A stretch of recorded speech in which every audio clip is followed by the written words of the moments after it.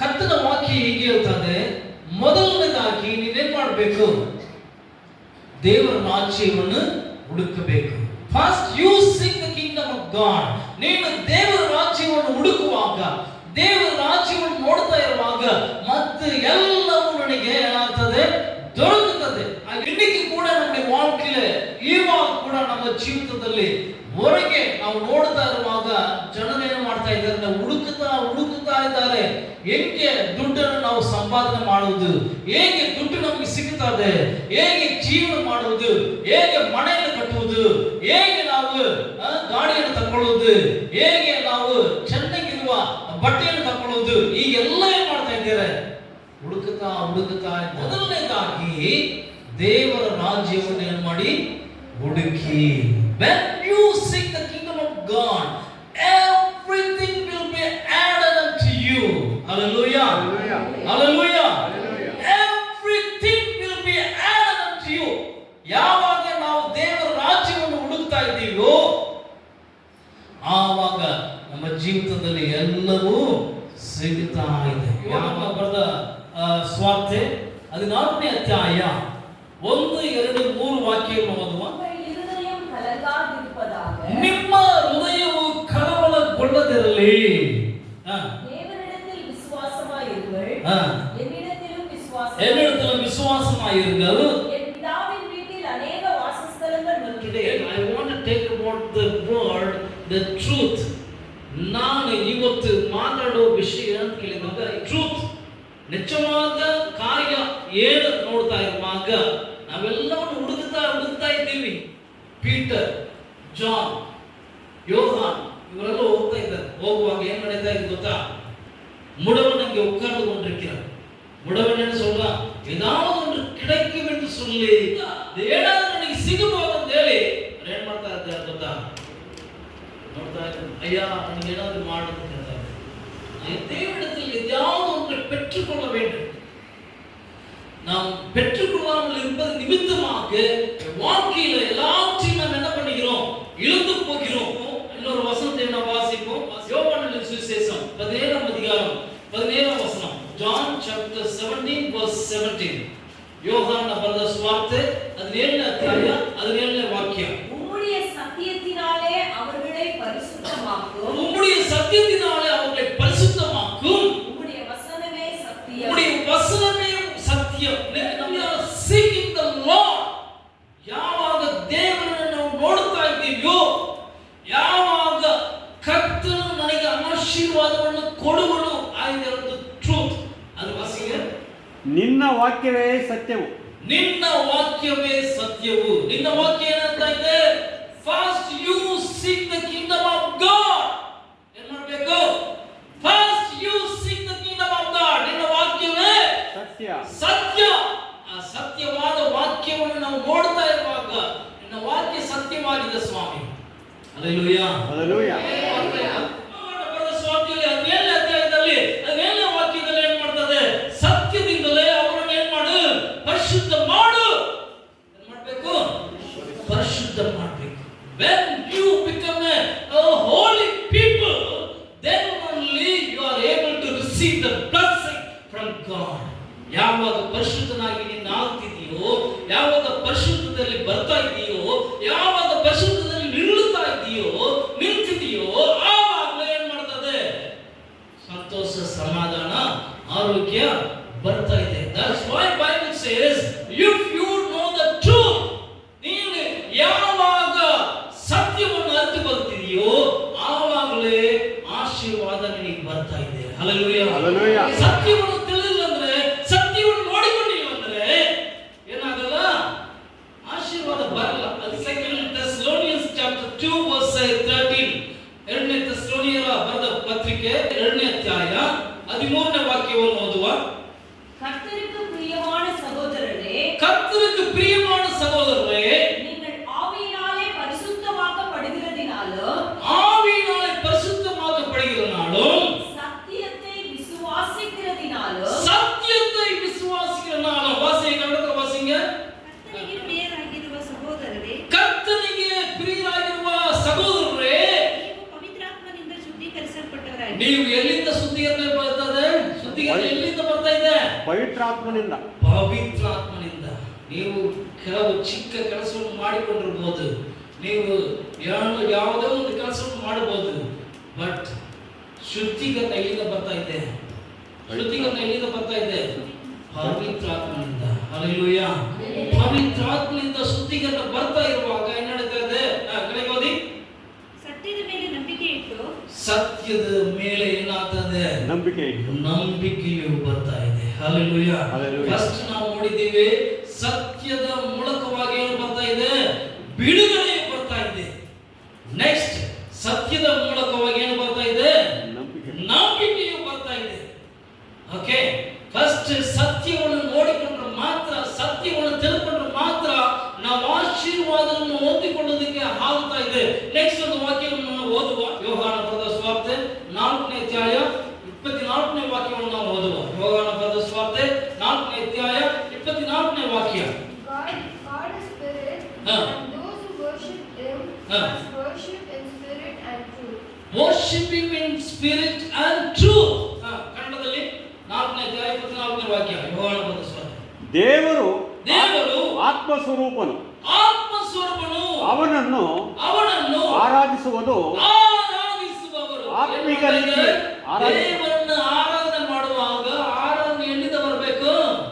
ಆತ್ಮದಿಂದ ಬರಬೇಕು. ಆತ್ಮದಿಂದಲೇ ಬರಬೇಕು. ಹಲ್ಲೆಲೂಯಾ. ನಮ್ಮ ಆರಾಧನೆ ಹೇಗಿದೆ ಗೊತ್ತಾ? ಎಲ್ಲ ಬಿದ್ದು ಹೋಗ ಆರಾಧನೆ ಆಗಿಬಿಟ್ಟಿದೆ. ನಮ್ಮ ಆರಾಧನೆ 4 ಜನ ಇದ್ರೆ ಕೂಡ ನಮ್ಮ ಆರಾಧನೆ ಹೆಂಗಿರ್ಬೇಕು ಗೊತ್ತಾ? ಪವರ್ಫುಲ್ ಆಗಿರ್ಬೇಕು. ಹಲ್ಲೆಲೂಯಾ. ಹಲ್ಲೆಲೂಯಾ. 4 ಜನ ಇದ್ರೆ ಕೂಡ ಹೆಂಗಿರ್ಬೇಕು? ಪವರ್ಫುಲ್ ಆಗಿರ್ಬೇಕು, ಆತ್ಮೀಕ ರೀತಿಯಲ್ಲಿ. ಹಲ್ಲೆಲೂಯಾ. ಸುಮ್ಮನೆ ಆರಾಧನೆ ಮಾಡೋದಕ್ಕೆ ಬರಬೇಡ. ಹಲ್ಲೆಲೂಯಾ.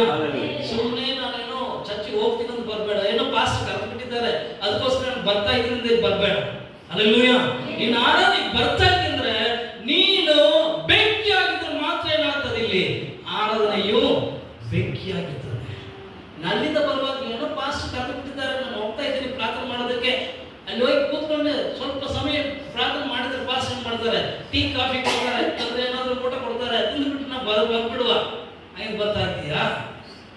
ಹಲ್ಲೆಲೂಯಾ. ಹೆಂಗೆ ಬರ್ತಾ ಇದ್ದೀರಿ? ಹೆಂಗೆ ಬರ್ತಾ ಇದ್ದೀರಿ? ಪ್ರಾರ್ಥನೆ ಹೆಂಗೆ ಬರ್ತಾ ಇದ್ದೀರಿ? ಪಾಸ್ಟರ್ ಕರೆದು ಬಿಟ್ಟಿದ್ದಾರೆ, ಏನೋ ಒಬ್ಬ ಅವ್ರ ತಂದೆ ಚರ್ಚ್ ನಡೆಸ್ತಾ ಇದ್ರು, ಈಗ ಮಗನು ಚರ್ಚ್ ನಡೆಸ್ತಾ ಇದ್ದಾನೆ, ಏನೋ ಕರೆತಾ ಇದ್ದಾರೆ, ನಾವು ಹೋಗುವ. ಹಂಗೆ ಬರ್ತಾ ಇದೀಯಾ? ನೋ. ಬರ್ತಾ ಇರುವಾಗ ಏನ್ ಮಾಡ್ಬೇಕು? ಅಲ್ಲಿನೇ ಬೆಂಕಿ ಸ್ಟಾರ್ಟ್ ಆಗ್ಬೇಕು. ಎಲ್ಲಿ? ನಿಮ್ಮ ಮನೆಯಲ್ಲಿ ಸ್ಟಾರ್ಟ್ ಆಗ್ಬೇಕು. ಓ 84 ಸಂಗೀತದ ವಾಸಿಂಗ್ 84 ಸಾಮ್ 84 ಸಂಗೀತಗಳು ಸಾಮ್ಸ್ 84 ಕೀರ್ತನೆಗಳು 84 ಒಂದು ವಾಸಿಂಗ್ 84:1. ಸೇನಾಧೀಶ್ವರನಾದ ಕರ್ತನು ನಿನ್ನ ನಿವಾಸಗಳು ಎಷ್ಟು ರಮ್ಯವಾಗಿದೆ. ನಿನ್ನ ನಿವಾಸಗಳು ಹೇಗಿದೆ? ರಮ್ಯವಾಗಿವೆ. ಎಷ್ಟು ರಮ್ಯವಾಗಿದೆ ನಿನ್ನ ನಿವಾಸ ಅಂತ ಹೇಳಿದ್ರೆ ದೇವರು ವಾಸ ಮಾಡುವ ಸ್ಥಳ. ಹಲ್ಲೆಲೂಯಾ. ಹಲ್ಲೆಲೂಯಾ. ನಿನ್ನ ನಿವಾಸಗಳು ಎಷ್ಟು ರಮ್ಯವಾಗಿದೆ. ಕೀರ್ತನೆಗಾರನು ಹೇಳ್ತಾ ಇದ್ದಾನೆ, ನಿನ್ನ ನಿವಾಸಗಳು ಎಷ್ಟು ರಮ್ಯವಾಗಿದೆ. ಆಲಯ ಪ್ರಭಾವದಲ್ಲಿ ಅಲ್ಲಿ ಹೋಗಿ ಸೇರೋದಕ್ಕೋಸ್ಕರ, ಅಲ್ಲಿ ದೇವರ ಆತ್ಮ ಕಾರ್ಯವನ್ನು ನೋಡೋದಕ್ಕೋಸ್ಕರ ನನ್ನ ಆತ್ಮವೇನಾಯ್ತು? ಕುಂದಿ ಹೋಗಿತ್ತು, ಹಂಬಲಿಸುತ್ತಾ ಇತ್ತು. ಕುಂದಿ ಹೋಯ್ತು. ನೆಕ್ಸ್ಟ್ ಅಷ್ಟೇನಾಯ್ತು? ಹಂಬಲಿಸುತ್ತಾ ಇತ್ತು. ಯಾವಾಗ ನಾನು ದೇವರ ಸನ್ನಿಧಾನದಲ್ಲಿ ನಾನು ಹೋಗುವೆ, ಯಾವಾಗ ದೇವರ ಸನ್ನಿಧಾನದಲ್ಲಿ ಕೂತ್ಕೊಳ್ಳುವೆ, ಯಾವಾಗ ನಾನು ಪ್ರಾರ್ಥನೆ ಮಾಡುವೆ, ಯಾವಾಗ ನಾನು ಸ್ತೋತ್ರ ಮಾಡುವೆ, ಯಾವಾಗ ನಾನು ಸ್ತುತಿ ಮಾಡುವೆ. ಹಲ್ಲೆಲೂಯಾ. ಹಲ್ಲೆಲೂಯಾ.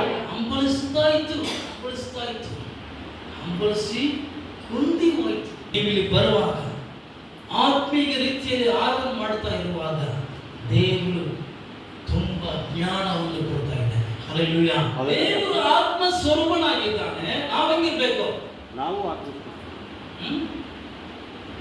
ಹೇಳಿ ವಾಕ್ಯ ಏನಂತ ಇದೆ?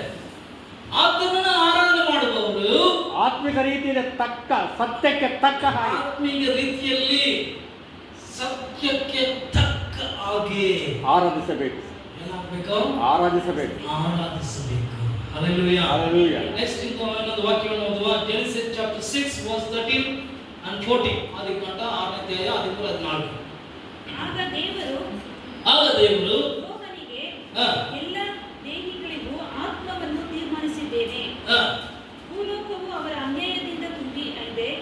ನಾನು ಅವರನ್ನು ಭೂಮಿಯ ಮೇಲೆ ಇರುವುದೆಲ್ಲವನ್ನು ಅಳಿಸಿಬಿಡುತ್ತೇನೆ. ಇನ್ನೊಬ್ಬರು ಓದಿ ನೋಡುವ ಕನ್ನಡದಲ್ಲಿ. ಆಗ ದೇವರು ನೋಹನಿಗೆ ಎಲ್ಲ ದೇಶಗಳಿಗೂ ಅಂತ್ಯವನ್ನು ತೀರ್ಮಾನಿಸಿದ್ದೇನೆ. ಏನ್ ಮಾಡಿದ್ದೀನಿ? ಅಂತ್ಯವನ್ನು ತೀರ್ಮಾನಿಸಿದ್ದೇನೆ. ಎಲ್ಲಾ ದೇಶಗಳಿಗೂ ಅಂತ್ಯವನ್ನು ತೀರ್ಮಾನಿಸಿದ್ದೇನೆ. ಏನು ತೀರ್ಮಾನಿಸಿದ್ದೀನಿ? ಅಂತ್ಯವನ್ನು ತೀರ್ಮಾನಿಸಿದ್ದೀನಿ. ಎಲ್ಲ ಅಂತ್ಯವನ್ನು ತೀರ್ಮಾನಿಸಿದ್ದಾರೆ ದೇವರು. ಹಾಗಂದ್ರೆ ನಮಗೆ ನಿತ್ಯ ಇಲ್ಲಿದೆ. There is a truth. ನಿತ್ಯ ನಮಗೋಸ್ಕರ ಇದೆ. ನಿತ್ಯವಾಗಿ ಜೀವಿಸೋದಕ್ಕೋಸ್ಕರ ದೇವರು ನಮ್ಮನ್ನು ಕರೆದಿದ್ದಾನೆ. There is a truth. ಏನ್ ಮಾಡಿದ್ದಾನೆ? ಸತ್ಯವನ್ನು ದೇವರು ನಿಮಗೆ ಕೊಟ್ಟಿದ್ದಾನೆ. ಏನು ಕೊಟ್ಟಿದ್ದಾನೆ?